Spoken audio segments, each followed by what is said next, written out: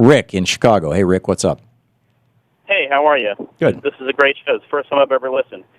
Hey, I'm a conservative, and actually I was listening the last 10, 15 minutes to your comments regarding, I guess, really the Democrat point of view, Obamacare and the government shutdown.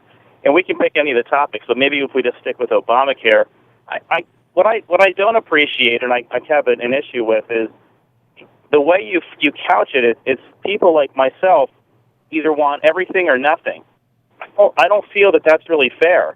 It's not that just because we don't want the law that was passed that we don't want to provide care for people. We just don't think that this is the best way to go about it.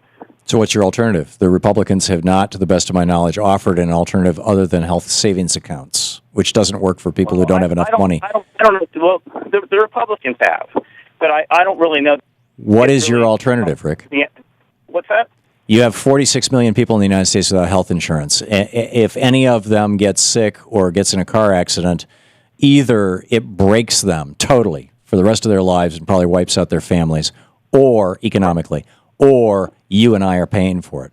That's a highly dysfunctional system, just looking at it from an economic perspective, setting aside the obvious moral issues. What's your alternative?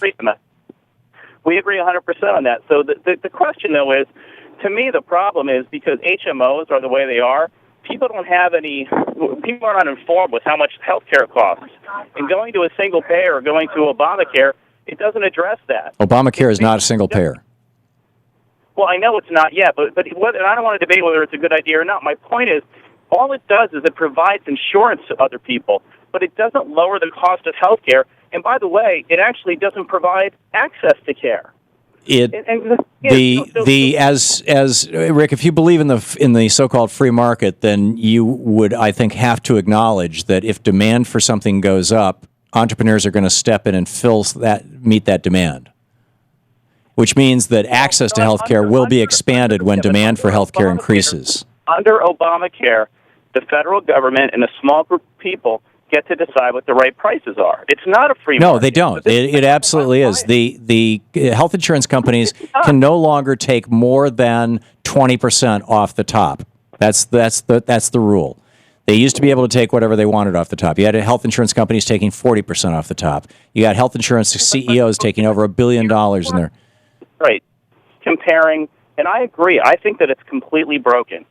But I just don't. But we've been trying the Republican way for a couple of centuries. It's not the. Come on, it's not the Republican way. Yeah, the Republican way is leave it totally to the for-profit marketplace. You know, in Switzerland, which does not have a government health insurance program, it's the only European country in which the government plays no role in health care. In Switzerland, the government actually does two things. You are required to have health insurance. You are required to. If you don't, you get a substantial tax penalty. I mean, a substantial one. You're required to. And secondly, all the health providers, the health care providers, the hospitals, the health insurance providers have to be not-for-profit. If you set up a for-profit operation in Switzerland, you go to jail. And in Switzerland, they've got one of the best healthcare systems in the world. It's a totally market-based system, but it's a not-for-profit market-based system. And this is... We're going to end up, here, mark my words. What we're going to end up with this is two different healthcare systems. We're going to have a public healthcare system, just like in the UK, and we're going to have a private healthcare system. I agree with you.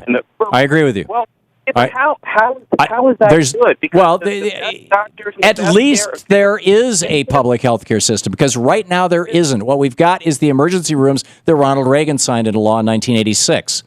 And that doesn't benefit anybody. Who can't afford the best care is going to go to the people. It's going to create a greater divide than what we have. No, I agree. You're absolutely right, and that is something that we should be addressing. But let's start with taking care of those 46 million people who are not insured. Let's create a public system, even if it's not the best system. Medicare is the best system. Medicaid is not the best system.